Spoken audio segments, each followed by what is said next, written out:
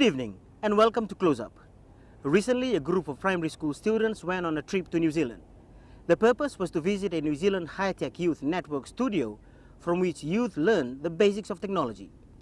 Lessons from there will soon become a pilot project here in Fiji that will see our youths have a more hands-on approach to technology.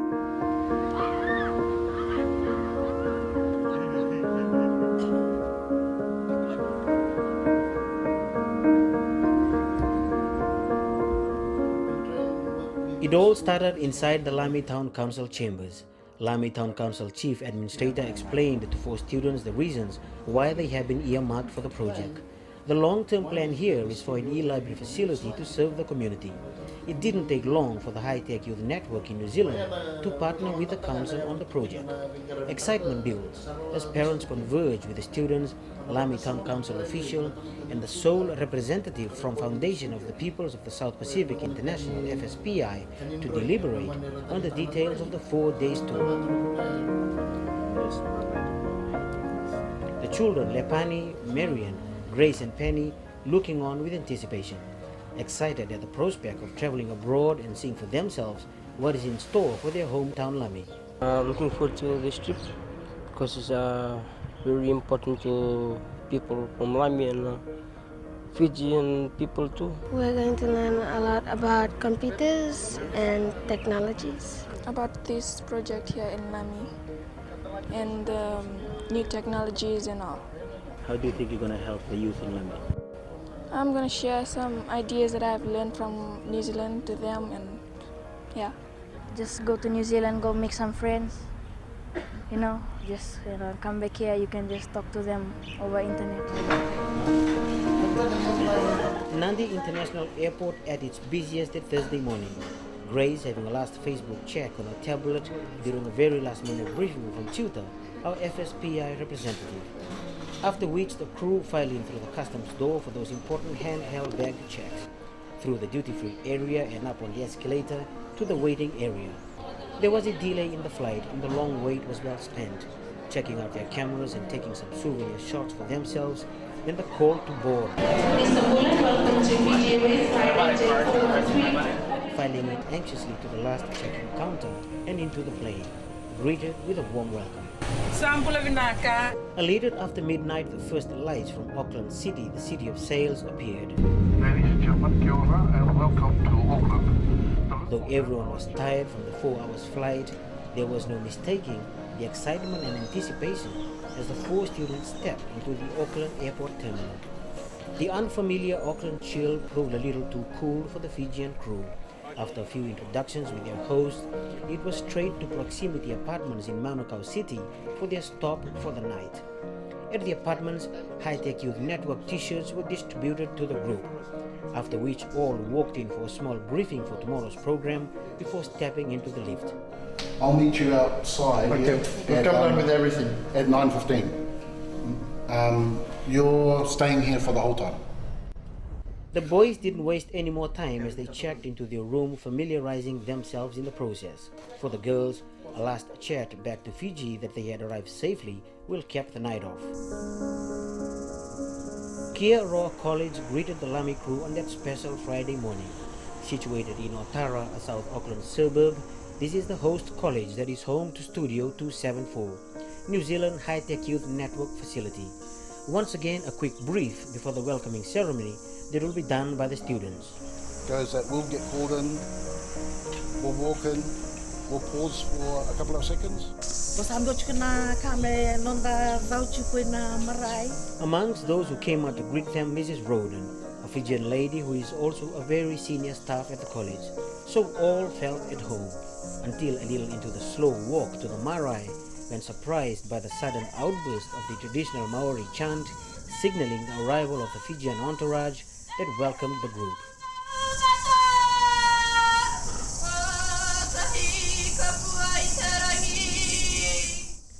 The marae, a symbol of reverence and traditional heritage to the indigenous Maori here in New Zealand, and then a traditional haka performed by the students of Aroa College.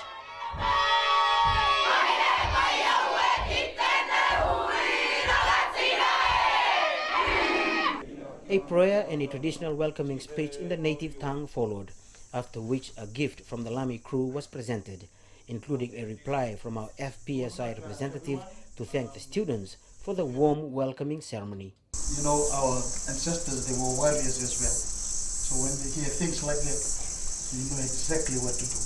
We feel these are the things that bind us. So we are thankful, we're really grateful that we know that we are here, we are not strange here. There's some things that are here that connects to us. The enthusiastic school group did give another inspiring performance after the speech to cap off the formal traditional welcoming protocol.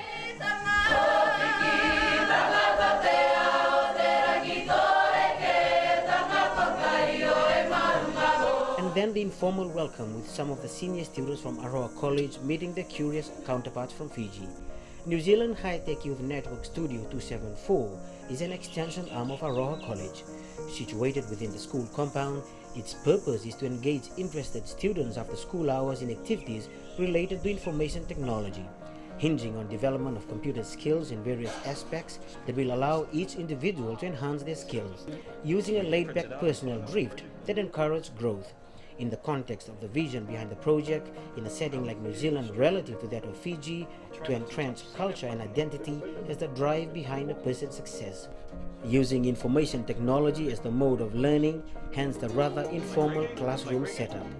Talking to Lami Town Council Rep, Head of School Mike Uzma says it's all about understanding and inculcating computing skills from a basic perspective. There's this whole approach to call one-to-one learning, which is where every child will have a laptop, and that's fine, but what it does is take away that specific way of learning, which is sitting under a tree learning together. Yes. The way we're designing the studio in Lami is so that it flows out of the classroom, it's in part of the environment. The learning becomes real then, and it means that uncle or auntie or mum and dad can also sit there as a learner. The studio had everything a youth can use all his leisure time on, including a challenge wall where members can put up projects they've completed, as an inspiration to those who will want to join later on. One of the activity area inside the facility includes a computer freelance drawing station on which Lepani had the first go at, trying out a set of skills dear to him, sketching. Whilst he was at it, Penny was busy engaging a media crew from TVNZ who were eager to know what does New Zealand High-Tech Youth Network have to offer to this Fijian crew, and Penny delivered his interview well.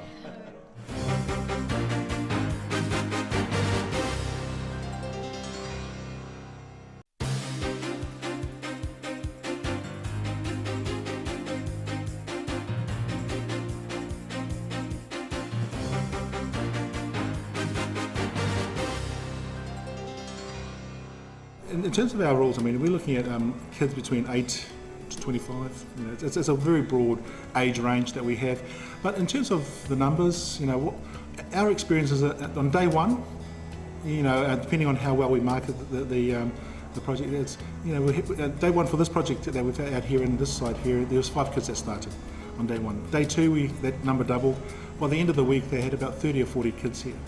By the end of the month, they had about 90 kids. And so I think the current roll of kids is around about 200 they have on this site here. And so because it's a voluntary program, the kids will come you know, when they want to come.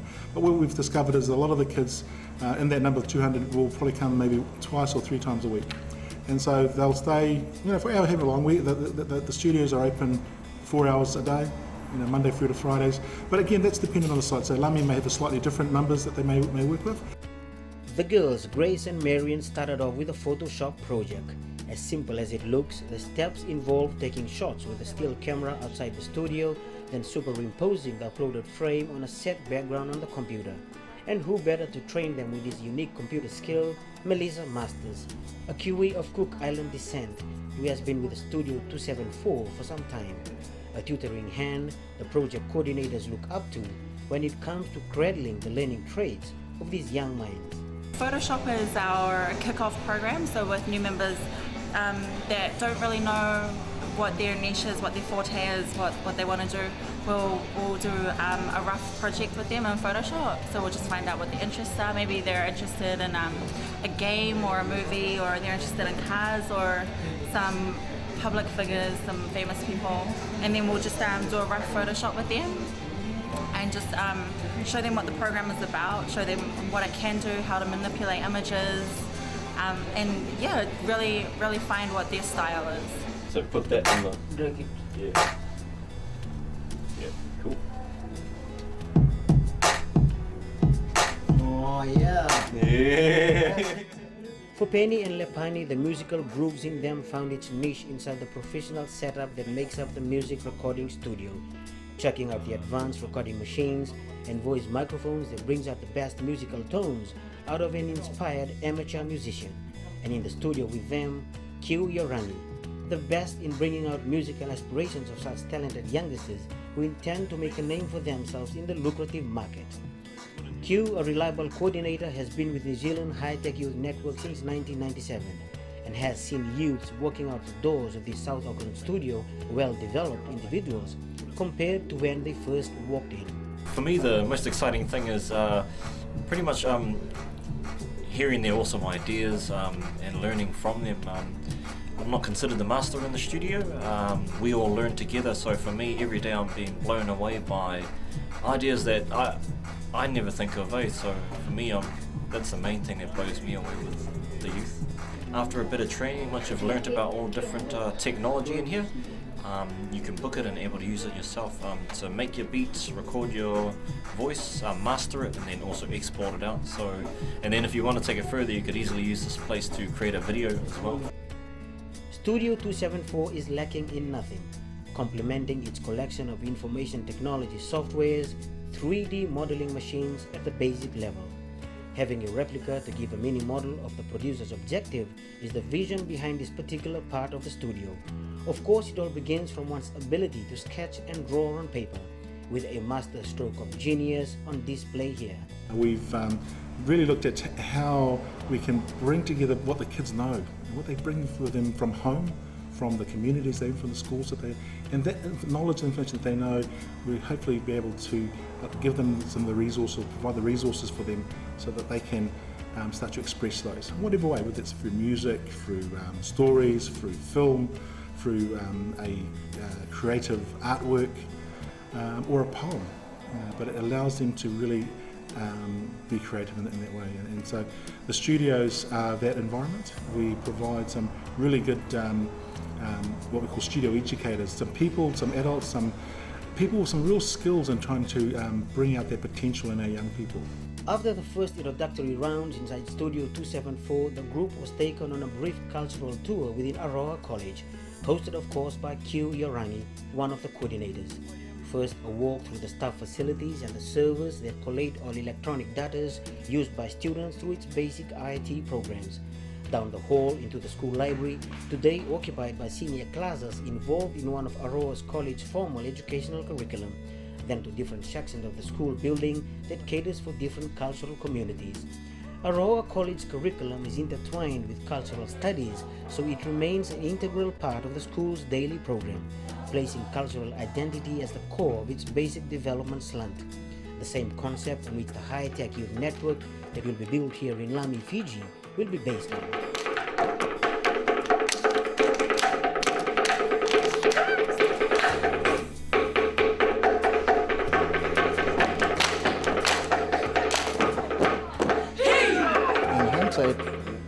What this approach is trying to do is trying to preserve our culture and traditions through technology.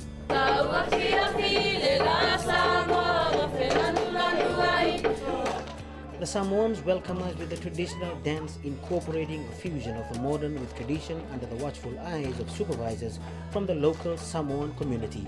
The Tongans, on the other hand, greeted us with the traditional chant, assisted by members of neighboring Tongan community from the Otara, South Auckland area.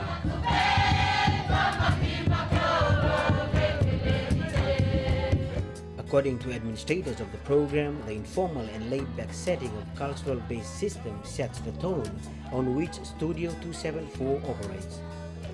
Technology is how we navigate it into the Pacific, how we use the stars, how we plant our gardens. We know when to plant our gardens because of when the moon is right and all that sort of stuff. So that's technology, and that's all driven by culture.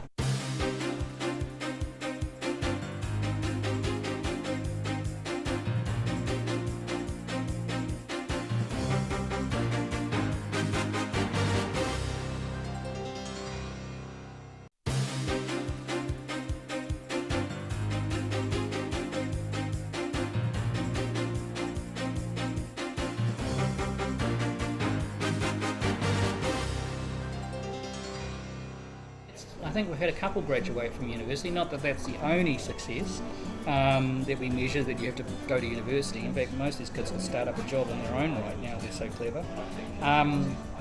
So yeah, we're stuck with these kids, and that's what our hope is with Lami, is that they will stick with those kids for the whole of their primary and high school, and see them go off to FNU and USP and all these sort of places, or even just come into the studio when they're finished high school. And we have this as well available. They can actually start a business using the technology inside the studio.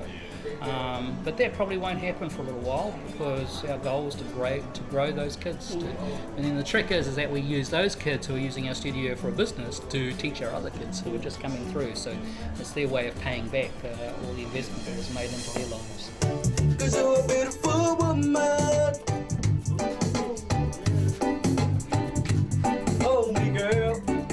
Back at studio, it's peak hour for its members, after school programs.